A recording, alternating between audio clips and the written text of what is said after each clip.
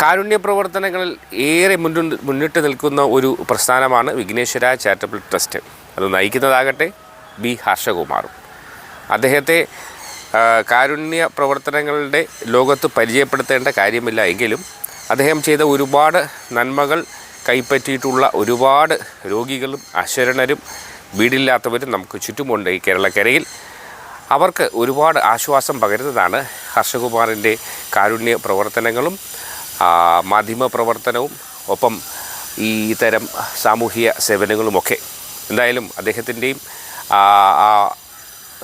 ആശ്രയ സമ്മാന പദ്ധതിയുടെ നറുക്കെടുപ്പും അതിലെ വിശേഷങ്ങളും അവർ സംഘടിപ്പിച്ച ഈ കഴിഞ്ഞ 30-ാം തീയതി സംഘടിപ്പിച്ച ആശ്രയ സമ്മാന പദ്ധതിയുടെ വിശേഷങ്ങളിലേക്ക് അവർക്കും സ്വാഗതം. കേരളത്തിൽ കിടപ്പ് രോഗികൾക്കും വഴിയോരത്ത് കഴിയുന്ന സഹോദരങ്ങൾക്ക് ഭക്ഷണവും മരുന്നും എത്തിച്ചു കൊടുക്കുന്നതും ഇന്ത്യക്കകത്ത് സൗജന്യ സേവനമായി ആംബുലൻസ് സർവീസ് നടത്തുന്നതും ക്യാൻസർ രോഗികൾക്ക് ഭക്ഷണവും വസ്ത്രവും മറ്റു സാമ്പത്തിക സഹായവും ചെയ്തു വരുന്നതുമാണ് നമ്മുടെ വിഘ്നേശ്വര ചാരിറ്റബിൾ ട്രസ്റ്റിന്റെ പ്രധാന ലക്ഷ്യവും പ്രധാന പ്രവർത്തനവും. ശാരദാലയം സ്നേഹക്കൂട് എന്ന പദ്ധതിയിൽ ക്യാൻസർ രോഗികൾക്ക് ചികിത്സാ സൗകര്യം, ഡയാലിസിസ് സെന്റർ, HIV ചികിത്സാ കേന്ദ്രം, പാലിയേറ്റീവ് കെയർ തുടങ്ങിയവ ട്രസ്റ്റിന്റെ പ്രവർത്തനങ്ങളിൽ പെടുന്നതാണ്. അതിന്റെ ഉദ്ഘാടനം വരും മാസത്തിൽ നടക്കുന്നതാണ്. കാരുണ്യ തണൽ പദ്ധതി പ്രകാരം ഇന്ത്യക്കകത്ത് പ്രത്യേകിച്ച് കേരളത്തിൽ കിടപ്പ് രോഗികൾക്കും വഴിയോരത്ത് കഴിയുന്ന സഹോദരങ്ങൾക്കും ഭക്ഷണവും വസ്ത്രങ്ങളും മരുന്നും എത്തിച്ചു കൊടുക്കുന്നതും ഇന്ത്യക്കകത്ത് സൗജന്യ സേവനമായി ആംബുലൻസ് സർവീസ് നടത്തുന്നതും വിവാഹ ധനസഹായം, ഹോസ്പിറ്റലുകളിലും അനാഥാലയങ്ങളിലും ക്യാൻസർ രോഗികൾക്കും ഭക്ഷണവും മറ്റു സാമ്പത്തിക സഹായവും ഈ പദ്ധതിയിൽ ഉൾപ്പെടുന്നതാണ്. അതാണ് നമ്മുടെ വിഘ്നേശ്വര ചാരിറ്റബിൾ ട്രസ്റ്റിന്റെ കാരുണ്യ തണൽ പദ്ധതി വഴി അർഹരായവർക്ക് ട്രസ്റ്റ് നൽകി വരുന്ന സഹായങ്ങൾ. ശാരദാലയം സ്നേഹക്കൂട് എന്ന് പറയുന്നത് നമ്മുടെ ട്രസ്റ്റിന്റെ ഫ്യൂച്ചറിൽ വരുന്ന ഒരു പ്രോജക്റ്റ് ആണ്.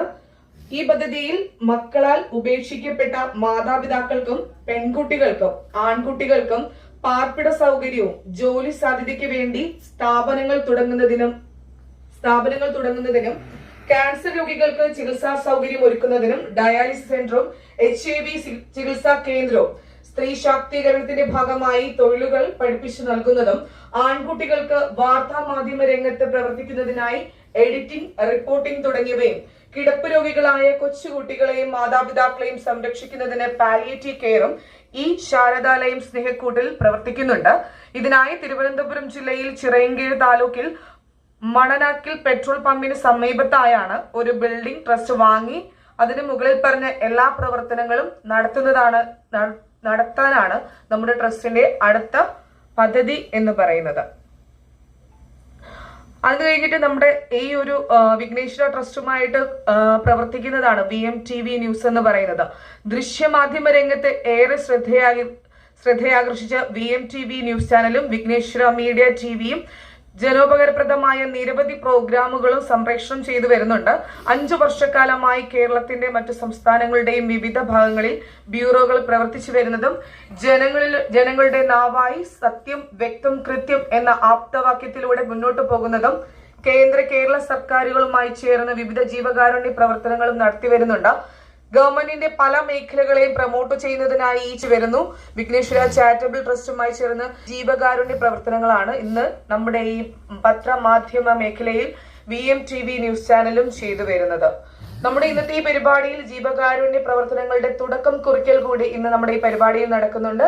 ഭക്ഷ്യക്കിറ്റ് വിതരണം, പ്രമുഖരെ ആദരിക്കൽ, വീടിനുള്ള ധനസഹായം, ഭക്ഷ്യക്കിറ്റ് വിതരണം, നമ്മുടെ ആശ്രയ സമ്മാന പെരുമഴയുടെ നറുക്കെടുപ്പ് എന്നീ പരിപാടികളാണ് നമ്മൾ ഇന്നത്തെ ഈ പരിപാടിയിൽ ഉൾക്കൊള്ളിച്ചിരിക്കുന്നത്.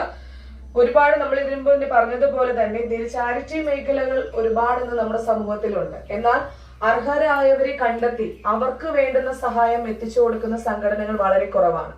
അപ്പോ അതിൽ നിന്നും ഏറെ വ്യത്യസ്തമായി പ്രവർത്തിക്കുന്ന ഒന്ന് തന്നെയാണ് വിഘ്നേശ്വര ചാരിറ്റബിൾ ട്രസ്റ്റ് എന്ന് പറയുന്നത്. ഏറ്റവും അനുയോജ്യരായ അർഹരെ കണ്ടെത്തി അവർക്ക് വേണ്ടുന്ന സഹായം നൽകുക എന്നതാണ് ട്രസ്റ്റിന്റെ ഏറ്റവും പ്രധാന ലക്ഷ്യം എന്ന് പറയുന്നത്. നമുക്ക് ഒരുപാട് പേര് കണ്ണിൽ കാണുന്നവരെ പിടിച്ച് നമുക്കിപ്പോ സഹായം കൊടുക്കുന്നത് മാധ്യമ രംഗത്ത് ഷോ കാണിക്കുന്നതുമായ നിരവധി കാര്യങ്ങൾ നമ്മൾ ഇന്ന് പത്രമാധ്യമ രംഗത്ത് കാണുന്നുണ്ട്. പക്ഷെ നമുക്ക് അങ്ങനെ മറ്റുള്ളവരുടെ മുമ്പിൽ സോഷ്യൽ മീഡിയയിൽ വൈറലാകുക അല്ലെങ്കിൽ ഹീറോ ആവുക എന്നത് കറക്റ്റായിട്ട് നിർധനരായ കുടുംബമാണെങ്കിൽ അങ്ങനെ ആർക്കാണോ സഹായം ആവശ്യം, ആർക്കാണ് ഒരു കൈത്താങ്ങിന്റെ ആവശ്യമുള്ളത്, അവരെ കണ്ടെത്തി അവർക്ക് വേണ്ടുന്ന സഹായം നൽകുക, അവർക്കൊരു സഹായമായി താങ്ങും തണലുമായി മാറുക എന്നതാണ് ഏതൊരു ചാരിറ്റി സംഘടനയുടെയും ലക്ഷ്യമാക്കേണ്ട കാര്യം. അത് കറക്റ്റായിട്ട് അതേ രീതിയിൽ ഫോളോ ചെയ്യുന്ന ഒരു ചാരിറ്റി സംഘടനയാണ് വിഘ്നേശ്വര ചാരിറ്റബിൾ ട്രസ്റ്റ് എന്ന് പറയുന്നത് തന്നെ. ഇന്ന് പറഞ്ഞതുപോലെ നമുക്ക് അദ്ദേഹത്തിന് ഒരു ആക്സിഡന്റിൽ ഒരു കാല് പോയി, കൂടെ ഉള്ള ഒരാളെ താങ്ങുക, അയാൾ ആ ആളെ കാണുക എന്ന് പറയുന്നത് ഏറ്റവും വലിയൊരു കാര്യമാണ്.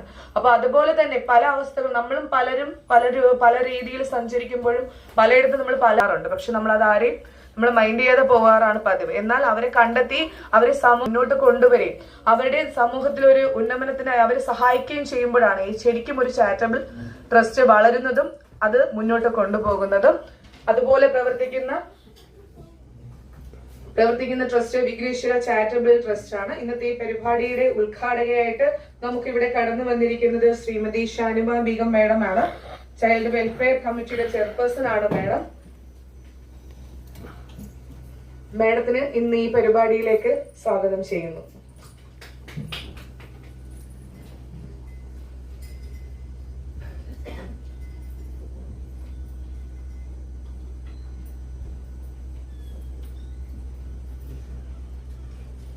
മാഡത്തിനെ trust president Shri Harshakumar sir പൊന്നാട അണിയിച്ച് ആദരിക്കുന്നതാണ്.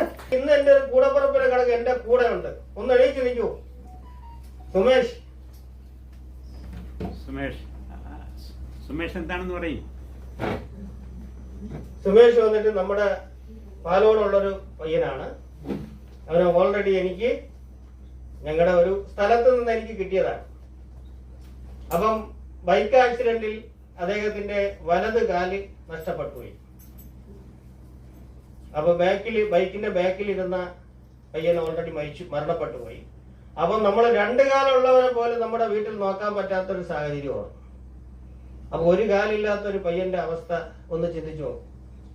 അപ്പൊ എന്തായാലും അവൻ നമ്മുടെ എല്ലാം ചാരിറ്റബിൾ ട്രസ്റ്റുകൾക്ക് കിടക്കാൻ ആഗ്രഹിക്കാത്ത ഒരു സ്ഥലത്ത് നിന്ന് അദ്ദേഹത്തിന് ഞങ്ങൾക്ക് കിട്ടി. എന്നാലും അവന് ഞങ്ങൾ ഇതിൽ ഒരു സഹായമായിട്ടൊരു കാലി വെച്ച് കൊടുക്കുന്നതിനൊരു സഹായം ഞങ്ങളൊരു നൽകുന്നുണ്ട്. അതോടൊപ്പം തന്നെ ഞങ്ങളുടെ ഈ ഒരു പരിപാടി ഞങ്ങൾ 2026 ഞങ്ങളുടെ ആലങ്കോട് നമ്മുടെ ഇദ്ദേഹത്തിന്റെ നമ്മുടെ രക്ഷാധികാരിയുടെ തന്നെ ഉടമസ്ഥയിലുള്ള ഒരു സ്ഥലം ഞങ്ങളൊരു ഡയാലിസിസ് സെന്ററും അതോടൊപ്പം തന്നെ ക്യാൻസർ പ്രീ ചികിത്സാ കേന്ദ്രവും തുടങ്ങുവാനായി ഞങ്ങൾ എഗ്രിമെന്റ് ചെയ്തിട്ടുണ്ട്. അപ്പൊ അത് ഞങ്ങളുടെ ഒരു ഏറ്റവും വലിയൊരു ആഗ്രഹമാണ് അങ്ങനെ ഒരു ഇത് തുടങ്ങുന്നത്. അതോടൊപ്പം തന്നെ HIV ചികിത്സാ കേന്ദ്രം, സ്ത്രീകൾക്കുള്ള തൊഴിൽ മാർഗങ്ങൾ. കാരണം നമ്മളിപ്പം ഒരാളിനെ അഡാപ്റ്റ് ചെയ്യുമ്പോൾ അവരവിടെ ചുമ്മാ അവിടെ ഇരിക്കുമ്പോൾ അവർക്ക് തന്നെ ഒരു ബുദ്ധിമുട്ടുണ്ടാവും. അപ്പൊ അവർക്കൊരു തൊഴിൽ സാധ്യത, അവരെ കൊണ്ട് ഇരുന്ന് ചെയ്യാൻ പറ്റുന്ന ഏതെങ്കിലും തൊഴിൽ മാർഗങ്ങൾ കൂടെ ചെയ്യുന്നതിനുള്ള സജ്ജീകരണങ്ങളും സൗകര്യമുള്ള ഒരു സ്ഥലമാണ് ഞങ്ങൾ അദ്ദേഹത്തിൽ നിന്ന് എഗ്രിമെന്റ് ചെയ്തിരിക്കുന്നത്. അപ്പൊ അതിനും എന്റെ പ്രിയ സഹോദരങ്ങളായ മാന്യ പ്രേക്ഷകർ എല്ലാവരും കനിഞ്ഞെങ്കിൽ മാത്രമേ ഞങ്ങൾക്കത് നടത്തുവാൻ സാധിക്കൂ. അപ്പൊ ഇങ്ങനെയാണ് ഞങ്ങളുടെ ഈ ഒരു ചാരിറ്റബിൾ ട്രസ്റ്റ്. ചുരുക്കി പറഞ്ഞാൽ ഞങ്ങൾക്ക് കിട്ടുന്ന വരുമാനത്തിൽ നിന്ന് ഞങ്ങൾ മുടക്കിക്കൊണ്ടിരുന്ന ആ ഒരു സ്ഥിതിയിൽ നിന്നാണ് ഇന്ന് വിഘ്നേശ്വര ചാരിറ്റബിൾ ട്രസ്റ്റ് എന്ന ഈ ഒരു പബ്ലിക് ചാരിറ്റബിൾ ട്രസ്റ്റ് രൂപീകൃതമായത്. അപ്പൊ എന്തായാലും നമ്മുടെ ക്ഷണം സ്വീകരിച്ച് ഇനിയിപ്പോ നമ്മുടെ പ്രധാനപ്പെട്ട അതിഥികൾ എത്താമെന്ന് പറഞ്ഞിട്ടുണ്ട്. അവരെത്തും. അതോടൊപ്പം ഞങ്ങളുടെ ഈ ഒരു സംരംഭത്തിന് വന്ന എല്ലാവർക്കും ഒരു നന്ദി രേഖപ്പെടുത്തുന്നുണ്ട്. അതോടൊപ്പം തന്നെ വന്ന എല്ലാവർക്കും ഞങ്ങളുടെ VMTV ന്യൂസിന്റെയും വിഘ്നേശ്വര ചാരിറ്റബിളിന്റെ സ്വാഗതം ഈ ഒരു അവസരത്തിൽ നേരുകയാണ്. ഓക്കെ, നമ്മുടെ ഇന്നത്തെ ഈ പരിപാടി ഉദ്ഘാടനം ചെയ്ത് സംസാരിക്കുവാനായി ഷാനിമ ബീഗം മാഡത്തിനെ ക്ഷണിക്കുന്നു. ഹർഷകുമാർ സ്വാഗതം ആശംസിച്ച് കഴിഞ്ഞു അല്ലേ? ആണോ? കഴിഞ്ഞു. ഓക്കെ. അധ്യക്ഷനായിട്ട് AJ ഷാഹൻ.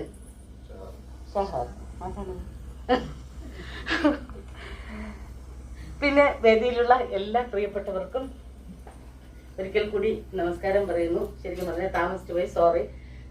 അത് ക്ഷമിക്കണം. എന്തായാലും ഹർഷകുമാർ ഒരു കാര്യത്തിന് വിളിച്ചാൽ ഒരിക്കലും വരാതിരിക്കാൻ. ഇന്ന് എനിക്ക് കുറച്ച് അസൗകര്യങ്ങൾ ഉണ്ടായിരുന്നു. വലിയ നേതാക്കന്മാരൊക്കെ പറയും പോലെ അല്ല, സത്യത്തിൽ ഉണ്ടായിരുന്നു. പക്ഷെ വിളിച്ചത് ഹർഷകുമാറാണ്. അതുകൊണ്ട് തന്നെ ഇതിന് സമയമുണ്ടാക്കി എനിക്ക് വന്നേ തീരൂ. കാരണം ചെയ്യുന്നതൊക്കെയും നന്മകളാണ്. അപ്പോൾ ഞങ്ങള് ശരിക്കും പറഞ്ഞാൽ ഒരു ചെറിയ ഒരു ഉടക്ക് പോലെയാണ് ഫസ്റ്റിൽ ഞങ്ങൾ പരിചയപ്പെടുന്നത്. CWCയിലെ 2 കുട്ടികളെ എടുത്ത് നമ്മൾ താമസിപ്പിക്കുമ്പോൾ ഹർഷകുമാർ അങ്ങനെ അല്ലെങ്കിൽ പോലും വന്നിട്ട് എന്നോട് ചോദിക്കാനായിട്ടാണ് വന്നേ, എന്തിനാ ആ കുഞ്ഞുങ്ങളെ അമ്മയുടെയും അച്ഛൻ്റെയും അടുത്ത് നിന്ന് മാറ്റിയത്, എന്തിനാ അതിനു മുന്നേ ഇവര് പോയപ്പോ കുട്ടികളുടെ ഗ്രാൻഡ് പാരൻസും അമ്മയും ഒക്കെ ഒത്തിരി വിഷമത്തോടെ ഇവരോട് അവതരിപ്പിച്ചിട്ടുണ്ട്. അത് ഞങ്ങൾ കാണുകയും ചെയ്തു. അതിനുശേഷമാണ് വരുന്നത്. അപ്പൊ ഉള്ള കാര്യം പറഞ്ഞു. കുട്ടികൾക്ക് ജീവിക്കാൻ കഴിയുന്ന തരത്തിലല്ല കുട്ടികളെ വളർത്തുന്നത്. ആ സാഹചര്യത്തിലല്ല. അവർക്ക് ആഹാരമില്ല, വൃത്തിയില്ല. കുട്ടികളുടെ അച്ഛൻ കഞ്ചാവും വെള്ളവും അടിച്ച് ബോധമില്ലാതെ നടക്കുകയാണ്. കുട്ടികളെ നോക്കുന്നില്ല. നാട്ടുകാർ ഒന്നടങ്കം, പഞ്ചായത്ത് ഒന്നടങ്കം കൊണ്ടുതന്നതാണ്. അപ്പോ ശരിക്കും പറഞ്ഞ കുട്ടികളെ പിന്നെ എന്താ ചെയ്യുക? കുട്ടികൾക്ക് ജീവിക്കണം, സമാധാനമായി ജീവിക്കണം, സന്തോഷകരമായി ജീവിക്കണം. അപ്പൊ കുട്ടികളെ നമ്മൾ സുരക്ഷിതമായ ഇടത്തേക്ക് മാറ്റും. ഇത് മനസ്സിലാക്കിയ ഹർഷകുമാർ വളരെ സന്തോഷവാനായി. എന്നോട് അങ്ങനെയല്ല ചോദിക്കാൻ വന്നത്, പക്ഷെ കാര്യം മനസ്സിലായപ്പോ എന്നോടൊപ്പം നിന്ന് എനിക്ക് വേണ്ടി അതിനുശേഷം ഇന്നിങ്ങോട്ട് ഇതുവരെ എന്റെ പ്രവർത്തനങ്ങളിൽ, എന്റെ കാര്യങ്ങളിൽ ഒക്കെയും ശ്രദ്ധാലുവാണ്. ഒരുപാട് കാര്യങ്ങൾ, ഒരുപാട് സഹായങ്ങൾ ചെയ്യാനും എനിക്ക് പോലും അത് കുറെ പ്രചോദനമായിട്ടുള്ള കാര്യങ്ങളുണ്ട്. അപ്പൊ ഒരു സഹായം ചെയ്യുക എന്ന് പറഞ്ഞാൽ സത്യത്തിൽ എനിക്കറിയാം. ഷീജയൊക്കെ ഇരിക്കുന്നു. ഷീജയൊക്കെ ചെയ്യുന്ന കാര്യങ്ങളും ഒക്കെ, ഷീജയെ പോലൊരമ്മ, ആ അമ്മ ഒരു കുഞ്ഞിനെ കൊണ്ട് നടക്കുന്നത് കണ്ടാൽ, അത് കഴിഞ്ഞിട്ട് അത്തരത്തിലുള്ള ആൾക്കാരുടെ കുട്ടികളുടെ അമ്മമാരെയൊക്കെ നോക്കുന്നത് കണ്ടാൽ സത്യം പറഞ്ഞാൽ ശരിക്കും പറഞ്ഞാൽ നമ്മളൊക്കെ ഇങ്ങനെ സംസാരിച്ച് വളരെ ഇതായിട്ട് നിൽക്കും എന്നുള്ളതല്ലാതെ ഈ ഈ കല്ലറ മുതുവിളയിലൊരു സ്നേഹസാന്ദ്രം എന്ന് പറഞ്ഞൊരു സിസ്റ്റർമാരുടെ പോയിട്ടുണ്ടോ? 120 മാനസിക രോഗികളായ സ്ത്രീകളെ നോക്കുന്ന ഒരു സ്ഥലം. ശരിക്കും പറഞ്ഞാൽ അയ്യോ, ആദ്യം അവിടെ പോകുമ്പോ ഇത്രയൊന്നും ഞാൻ പ്രതീക്ഷിച്ചില്ല. പക്ഷെ കഴിഞ്ഞ ദിവസം ക്രിസ്മസിന്റെ അന്ന് അവിടെ പോയി. ശരിക്കും ഈ 120 മാനസിക രോഗികളായ സ്ത്രീകളെ, അതായത് ആരോരുമില്ലാത്ത സ്ത്രീകളെ ഒരു 4-5 കന്യാസ്ത്രീകൾ പോറ്റി വളർത്തും. പോണം അവിടെ. ശരിക്കും പറഞ്ഞാല് അവരുടെ 120 പേരെ കൊണ്ട് ഒരു പ്രോഗ്രാം അവതരിപ്പിക്കുക. അവര് ആ പ്രോഗ്രാം അവതരിപ്പിക്കുമ്പോൾ എന്ത് ബുദ്ധിമുട്ടുണ്ടാവും എന്നറിയാമോ? എന്ത് ബുദ്ധിമുട്ടുണ്ടാവും. സാധാരണ ആൾക്കാരെ കൊണ്ട് ചെയ്യിപ്പിക്കുന്നത് പോലെ അല്ലല്ലോ. എത്രമാത്രം ബുദ്ധിമുട്ടുള്ളതാണ്. പക്ഷെ അവരിങ്ങനെ ഇതൊക്കെ ചെയ്യുമ്പോൾ ഞാൻ അത്രയും അവിടെ ഇരുന്ന് കണ്ടു. ശരിക്കും പറഞ്ഞാൽ അയ്യോ, സമ്മതിക്കണം, അവരെയൊക്കെ സമ്മതിക്കണം. അതുപോലെ ഹർഷകുമാർ ചെയ്യുന്ന ഓരോരോ നേട്ടങ്ങൾ, ഓരോരുത്തരെ സഹായിക്കുന്നത്. ഞാൻ കഴിഞ്ഞ ദിവസവും വായിച്ചു, ഒരു മനുഷ്യൻ തന്റെ കൃഷിയിടത്തിലെ കൃഷി വിളകളൊക്കെ നശിപ്പിക്കാൻ വരുന്ന പക്ഷികളെയൊക്കെ കൊല്ലും. ശരിയാണത്, ചെയ്തേ പറ്റുള്ളൂ. അങ്ങനെ ചെയ്തോണ്ടിരിക്കുമ്പോ ഒരു പക്ഷി ഈ മനുഷ്യന്റെ മടിയിൽ അഭയം പ്രാപിച്ചു. അപ്പൊ ആ മനുഷ്യന് മനസ്സിലായി ഇത് എങ്ങനെയോ എവിടെയോ പെട്ടിട്ട് വന്നതാണ്. അപ്പൊ ആ പക്ഷിയെ സംരക്ഷിച്ചിരുത്തി കുറെ കഴിഞ്ഞപ്പോ അതിന് ആഹാരവും വെള്ളവും ഒക്കെ കൊടുത്ത് അത് കുറെ കഴിഞ്ഞപ്പോ പോയി. ഈ മനുഷ്യൻ മരിച്ചു ചെല്ലുന്നപ്പോ സ്വർഗത്തിലേക്ക് പ്രവേശിക്കണോ എന്ന് ചോദിക്കുന്ന ഒരു സമയത്ത് മറ്റു പക്ഷികളെല്ലാം, കൊന്ന പക്ഷികളെല്ലാം വന്നു, ഞങ്ങളെ മുഴുവൻ കൊന്നു, ഇയാളെ സ്വർഗത്തിൽ പ്രവേശിപ്പിക്കരുതെന്ന് പറഞ്ഞു. പക്ഷെ ആ സമയത്ത് ഈ കുരുവി വന്നു, അങ്ങനെയല്ല, അവര് വിളകൾ നശിപ്പിച്ച് ജനത്തിന് ആഹാരം കൊടുക്കാതിരിക്കാൻ വന്നവരാണ്. എന്നെ അദ്ദേഹം രക്ഷിച്ചു, ആപത്തിൽ നിന്ന് രക്ഷിച്ചു, സഹായിച്ചു. അതുകൊണ്ട് ഇദ്ദേഹത്തെ സ്വർഗത്തിൽ പ്രവേശിപ്പിക്കണം എന്ന് പറഞ്ഞ് ആ മനുഷ്യനെ സ്വർഗത്തിലേക്ക് പ്രവേശിപ്പിച്ചു എന്നൊരു കഥ. ഇതൊക്കെയും ഓരോ മനുഷ്യന്റെയും ഉള്ളിലെ നന്മകൾ. ശരിക്കും പറഞ്ഞാൽ എത്രയോ പേർക്ക് പുള്ളിയെ കൊണ്ട് ഓരോ വീടുകൾ ഉണ്ടാക്കി കൊടുക്കാൻ കഴിയുന്നു എന്ന് പറയുന്നത് ശരിക്കും പറഞ്ഞാൽ അറിയില്ല. എന്നെ സംബന്ധിച്ചിടത്തോളം അങ്ങനെ ഞാൻ എന്തും ചെയ്യും, ആർക്കും എന്തും ചെയ്യും. അത് എനിക്ക് അങ്ങനെ ഒരു സമയം വരണം, അല്ലാതെ ഇതെന്റെ ഇതായിട്ട് ഞാൻ ചെയ്തിട്ടില്ല. പക്ഷെ എന്നാ പോലും എന്റെ ജീവിതത്തിൽ ഞാൻ ഏറ്റവും അധികം സന്തോഷിച്ച ഒരു ദിവസം എന്ന് പറയുന്നത്, തൊട്ടു മുന്നേ ഞാൻ ബ്ലോക്ക് പഞ്ചായത്ത് പ്രസിഡന്റ് ആയിരിക്കുമ്പോ അവിടെ അവിടെ ഒരു വീട് കുലുങ്ങിത്താഴുന്നത് കണ്ടുകൊണ്ട് എന്റെ വാർഡിൽ തന്നെയാണത്, എന്റെ 8 വാർഡുകളിലൊന്നിൽ. അവിടെ കാണാൻ പോകുമ്പോൾ ഞാൻ കണ്ടു 2 വയസ്സ് മുതൽ 83 വയസ്സുള്ള ഒരു അമ്മച്ചി വരെ 12 പേരടങ്ങുന്ന കുടുംബം. ആ കാഴ്ച കണ്ട് തിരിച്ചു വന്ന ഹൗസിംഗ് ഓഫീസറെ വിളിച്ച് ഞാൻ ചോദിച്ചു, ഇവിടെ ഒരു 4 ലക്ഷം രൂപ ഹൗസിംഗിൽ അവശേഷിക്കുന്നുണ്ടോ, അവർക്ക് വീട് വെച്ച് കൊടുക്കണം. അപ്പൊ ഹൗസിംഗ് ഓഫീസർ പറഞ്ഞു, പൈസ ഉണ്ട് മാഡം. ഞാൻ ചോദിച്ചു, എത്ര ലക്ഷമുണ്ട്? 4 ലക്ഷം എടുക്കാനുണ്ടോ? എനിക്ക് അവർക്ക് വീട് വെച്ച് കൊടുത്തേ മതിയാവുള്ളൂ. അപ്പൊ അയാൾ പറഞ്ഞത് 1,60,00,000. എവിടെ ഈ 1,60,00,000 എവിടുന്ന് എന്ന് ചോദിക്കുമ്പോ 10 വർഷത്തിന് മുന്നേ നടത്താതെ പോയ കമ്മിറ്റി, 40 കുടുംബങ്ങൾക്ക് അനുവദിച്ച തുക നടത്താതെ പോയ കമ്മിറ്റി ഇട്ടിട്ട് പോയ പൈസ ട്രഷറിയിലുണ്ട്. നമുക്ക് കുറച്ച് അറിയാം, ഒരു പ്രോജക്റ്റ് നടപ്പിലായില്ലെങ്കിൽ ആ പൈസ തിരിച്ചടയ്ക്കണം, ഇല്ലെങ്കിൽ മഹാഭാവം, വളരെ ഗുരുതരമായ കുറ്റമാണത്. അപ്പൊ അതിന് സാധിക്കാത്തവർ, അത് സാധിച്ചില്ലെങ്കിൽ പൈസ തിരിച്ചടയ്ക്കാത്തത് കുറ്റം, ഈ പൈസ വീണ്ടും 10 വർഷമായി അവിടെ കിടക്കുന്ന അതിനേക്കാൾ വലിയ കുറ്റം. പക്ഷെ എന്തും വരട്ടെ എന്ന് കരുതി ഞാൻ അന്ന് കത്തെഴുതി ഉടൻ മുഖ്യമന്ത്രിക്കും മറ്റുള്ള മന്ത്രിമാർക്കും ഒക്കെ ആയിട്ട് ഓടി ചെന്നിട്ട് നമ്മുടെ അന്ന് AC മൊയ്തീൻ മിനിസ്റ്ററോട് ഞാൻ പറഞ്ഞു, മിനിസ്റ്റർ ഇങ്ങനെയാണ് സംഭവം, എനിക്ക് സ്പെഷ്യൽ സാങ്ഷൻ വാങ്ങിത്തരണം, അവർക്ക് 40 കുടുംബങ്ങൾക്ക് വീട് വെച്ച് കൊടുക്കാം. അതെന്താ പ്രസിഡന്റ് ഈ പറയുന്നത്, നടക്കുന്ന കാര്യമാണോ? നമ്മൾ നടക്കും, സ്പെഷ്യൽ സാങ്ഷൻ വാങ്ങിത്തരണം, ഇല്ലെങ്കിൽ ഞാൻ ചെയ്യും. ഈ എന്റെ ട്രഷറിയിലായി ഈ പൈസ എടുത്ത് ഞങ്ങൾക്ക് ആ ലിസ്റ്റ് കൊണ്ട് ആ ലിസ്റ്റ് എടുത്ത് കൊടുക്കും. ആ 40 വീട്ടുകാരും 10 വർഷമായി കൊള്ളുന്ന മഴയും വെയിലിനും ആര് കണക്ക് പറയും മിനിസ്റ്ററെ നേരിട്ട്? അങ്ങനെ ചെയ്യുമ്പോൾ എനിക്ക് സ്പെഷ്യൽ സാങ്ഷൻ കിട്ടാതെ ഞാൻ ചെയ്താൽ സ്വാഭാവികമായി ഞാൻ ജയിലിൽ പോകും. എനിക്ക് സന്തോഷമാണ്. 40 കുടുംബങ്ങൾക്ക് ഏറ്റവും കുറഞ്ഞത് 160 പേർ ഓരോ കൂരയ്ക്ക് കീഴിൽ കിടക്കുമ്പോൾ ഞാനൊരാൾ പോയി കിടന്നാൽ എന്താ കുഴപ്പം, ഞാൻ അന്തസ്സോടെ പോകും എന്ന് പറഞ്ഞപ്പോൾ മിനിസ്റ്റർ പറഞ്ഞു നോക്കാം എന്ന് പറഞ്ഞാണ് അടുത്ത ആഴ്ചയിൽ എനിക്ക് കത്ത് വരുന്നത്, ഇതെടുത്ത് കൊടുത്തോളാം. ശരിക്കും പറഞ്ഞാൽ അതാണ് എന്റെ ജീവിതത്തിലെ, ഞാനായിട്ട് ഒന്നും ചെയ്തില്ല എങ്കിൽ പോലും, ഞാൻ വിയർത്തില്ല എങ്കിൽ പോലും, അത് കണ്ടുപിടിച്ചത് കൊടുത്ത ദിവസം അന്ന് എനിക്ക് ആനന്ദ നിർവൃതിയിലായിരുന്നു ഞാൻ. ഇന്നും ഞാൻ അത് ഓർക്കുമ്പോ തോന്നും, 10 വർഷം കിടന്നിട്ട് ഞാൻ ചെല്ലുമ്പോഴാണല്ലോ ആ പാവങ്ങൾക്ക് കിട്ടിയത്, അത് കൊടുക്കാൻ പറ്റുന്നത്. അതിലൊക്കെ സന്തോഷം കണ്ടെത്താൻ നമുക്ക് കഴിയും എന്നുള്ളതാണ്. അപ്പോ എന്തൊക്കെ പറഞ്ഞാലും ഇത്തരം കാര്യങ്ങൾ ചെയ്യുന്ന ഹർഷകുമാർ ഇനിയും ധാരാളം കാര്യങ്ങൾ ചെയ്യട്ടെ, അതിനുള്ള എല്ലാ ശക്തിയും ദൈവം കൊടുക്കട്ടെ എന്ന് പ്രാർത്ഥിച്ചുകൊണ്ട് ഞാൻ ഈ പരിപാടി ഉദ്ഘാടനം ചെയ്തതായി അറിയിച്ചുകൊണ്ട്, വിശിഷ്ട വ്യക്തിത്വങ്ങൾ, ആദരണീയരായ സഹോദരികൾ, സഹോദരന്മാർ, ജഗന്നിയന്താവായ ജഗദീശ്വരനായ ദൈവം മനുഷ്യ മനസ്സുകളിൽ പവിത്രമായി കാത്തു സൂക്ഷിക്കുവാൻ സന്നിവേശിപ്പിച്ചിട്ടുള്ള കരുണ അഥവാ കാരുണ്യം നമ്മുടെ മനസ്സുകളിൽ ഭദ്രമായി കാത്തു സൂക്ഷിക്കുവാനും നമ്മുടെ മുന്നിലുള്ള എല്ലാവിധ ബുദ്ധിമുട്ടുകളും പ്രയാസങ്ങളും വിഷമങ്ങളും കഷ്ടപ്പാടുകളും അനുഭവിക്കുന്നവരെ ചേർത്ത് പിടിക്കുവാനും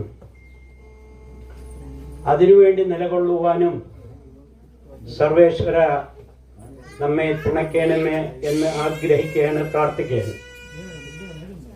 വിഘ്നേശ്വര ചാരിറ്റബിൾ ട്രസ്റ്റിൻ്റെ എല്ലാവിധ പ്രവർത്തനങ്ങൾക്കും കൃത്യമായ ആശംസകൾ അർപ്പിച്ചുകൊണ്ട് എൻ്റെ എളിയ വാക്കുകൾ ഉപസംഹരിക്കട്ടെ. നന്ദി, നമസ്കാരം.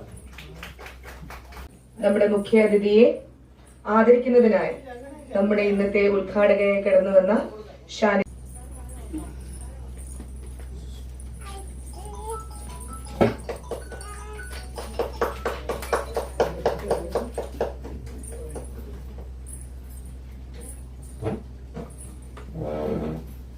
Thank you so much, sir.